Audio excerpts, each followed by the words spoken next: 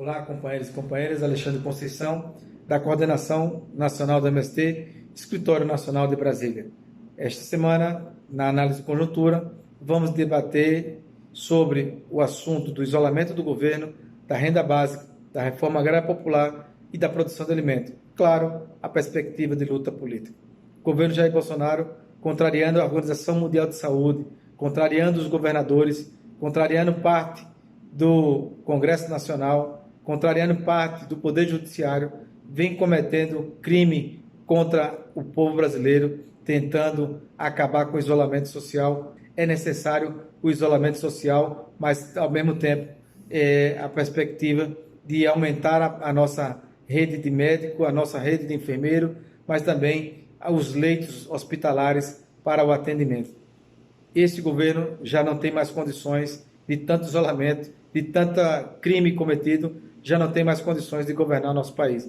Por isso, unirmos nossas vozes nas janelas e nas redes sociais para dizer fora Bolsonaro, para construir a perspectiva de nós sairmos dessa crise mais fortalecidos, sairmos dessa crise humanitária da saúde vivos, mas em luta contra um governo que não tem mais nenhuma moral de conduzir o nosso povo brasileiro.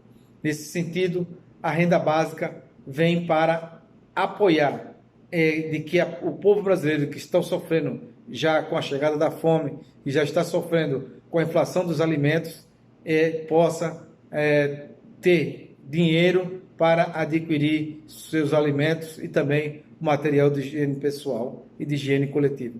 Nesse sentido, a aprovação da renda básica é um passo importante. A renda básica, companheiros e companheiras, tem sido uma ideia muito antiga do ex-senador Eduardo Suplicy, que ganhou muita força agora com a pandemia do coronavírus. E o governo Jair Bolsonaro e o seu ministro Paulo Guedes queriam apenas aprovar R$200 por família. A oposição, junto com os partidos políticos e movimentos populares, conseguiram uma aprovação de R$600 por família, podendo chegar até R$1.200, de acordo com os critérios adotados na lei. Nesse sentido, há vários critérios. Tem que ser maior de 18 anos, estar no Cade Único, ser micro, pequeno empreendedor, ser contribuinte individual do INSS, estar inscrito nos programas sociais, no Bolsa Família.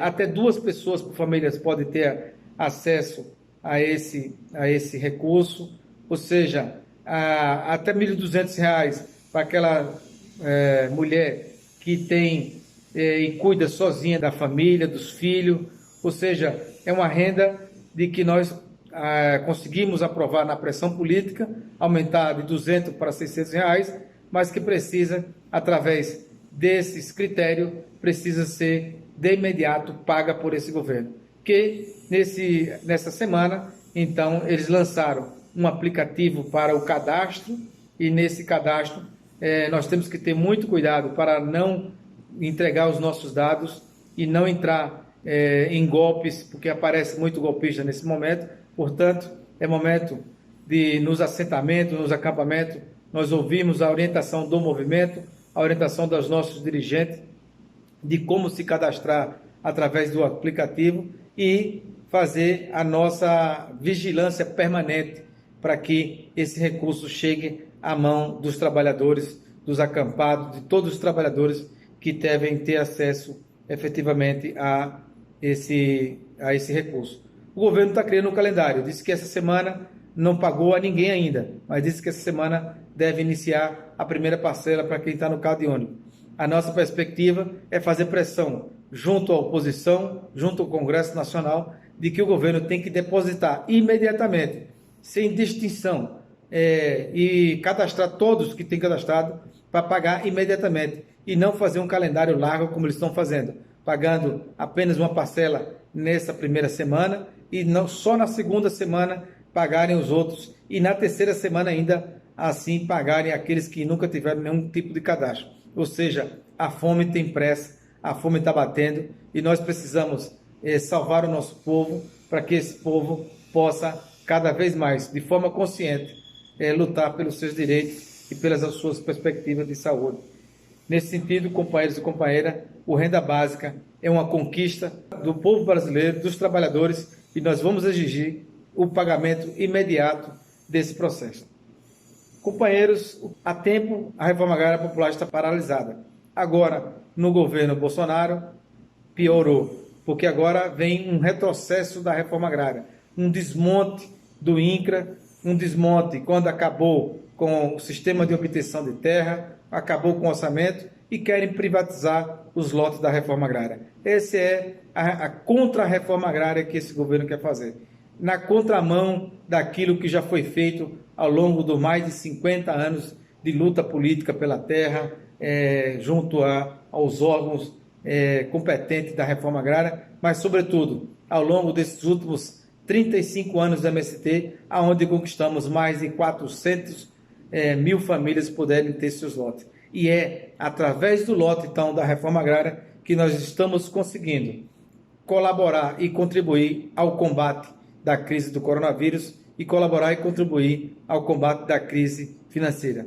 Porque é na reforma agrária popular que nós estamos produzindo alimento e alimento saudável. É o alimento saudável da produção dos assentados, da agricultura familiar, que tem combatido a inflação. Vocês podem ter visto essa semana a inflação do arroz e do feijão, que já chegam a mais de 10%, e isso vai corroendo ainda mais a pequena renda dos trabalhadores do campo e da cidade.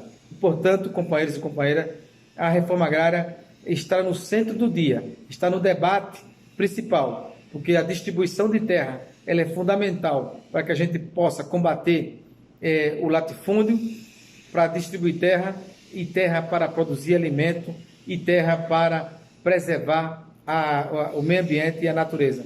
Por isso, a reforma agrária popular ela vem com esse viés da distribuição de terra, da produção de alimento e, ao mesmo tempo, da geração de emprego e de renda através de um programa de agroindústria, através das nossas cooperativas e dos nossos trabalhos cooperativados. Por isso, é momento de a gente exigir cada vez mais o desenvolvimento e a desapropriação de terra. Vamos iniciar essa semana, a Semana da Luta pela Terra. Dia 17 de abril vai se cumprir mais um ano do massacre do Carajás de impunidade. Portanto, nesse momento de isolamento social, mas não de silêncio e não de fazer luta, nós estamos convocando toda a base da agricultura familiar, toda a base do movimento social de luta pela terra e toda a base do MST para fazermos a reivindicação da reforma agrária, a luta política pela terra e, ao mesmo tempo, a denúncia da impunidade do massacre de Carajás. E como poderemos fazer? Poderemos fazer como alguns já estão fazendo, retomando e reocupando áreas que estão ociosas para fins da reforma agrária, mas, ao mesmo tempo, fazer um amplo processo de distribuição de alimentos, prestando nossa solidariedade, provando para a sociedade, para o Brasil e para o mundo, de que a reforma agrária é um projeto político solidário, não um projeto de produção de alimento capitalista, de mercadoria. É um projeto de produção de alimento que visa também a produção de saúde, a produção e o combate ao coronavírus. É um momento da gente poder avançar na reforma agrária popular, denunciando esta semana, no dia 17 de abril, em forma de solidariedade com a classe trabalhadora, de que a reforma agrária é fundamental para combater a crise financeira, para combater a crise humanitária da saúde do coronavírus, da pandemia do coronavírus, mas é fundamental para que a gente possa combater o agrotóxico e o envenenamento que nós temos dos nossos alimentos, da terra e do homem. Companheiros e companheiras, viva a reforma agrária popular e viva os agricultores familiares e os assentados da reforma agrária, que produz vida, que produz cultura e produz alimento saudável para todo o povo brasileiro. E estamos prontos para contribuir para que o Brasil saia dessa crise ainda mais forte e fortalecido com o governo Bolsonaro cada vez mais fora desse processo. Companheiros e companheiras, nessa semana, a Frente Brasil Popular, a Frente Povo Sem Medo, lançou uma plataforma. Vamos debater, vamos discutir, vamos construir uma plataforma a partir da nossa cartilha, uma plataforma de um novo Brasil. Um Brasil com esperança da reforma agrária, com esperança do combate ao coronavírus, com esperança da geração do emprego e da renda, com muita luta política para combater essas políticas neoliberais que já não resolvem o problema do povo brasileiro, como a gente já havia denunciado. O neoliberalismo só visa lucro para as empresas, só visa lucro para as transnacionais. Portanto, está na hora da gente trazer um novo projeto para o Brasil, um projeto de distribuição de renda, um projeto que os veículos de comunicação estejam a serviço da informação da classe trabalhadora e não a serviço da doutrina do neoliberalismo. Companheiros e companheiras, nesse sentido, a Frente Brasil Popular, organizando o Fora Bolsonaro, organizando a nossa cartilha, mas também organizando uma ampla campanha de solidariedade entre as classes. Nosso povo tem mais de 14 milhões de desempregados, mais de 40 milhões que estão na precarização e que estão precisando de apoio, de ajuda para sair dessa crise da saúde do coronavírus, mas também para sair dessa crise que se abateu sobre o nosso povo brasileiro. Então, portanto, a campanha Vamos Precisar de Todo Mundo é uma campanha que nós temos que se engajar com ampla solidariedade entre as classes sociais, nos darmos a mão para produzir um processo de uma ampla campanha. Vamos precisar de todo mundo para salvar o Brasil, para acabar com o coronavírus e acabar com o governo Bolsonaro, construindo a perspectiva da luta política para um próximo período, sem um governo neofascista, sem um governo neoliberal, com um governo que tenha a perspectiva da democracia, da reforma agrária, da reforma dos meios de comunicação e da reforma econômica que volte às economias para a geração de emprego e renda para o povo brasileiro.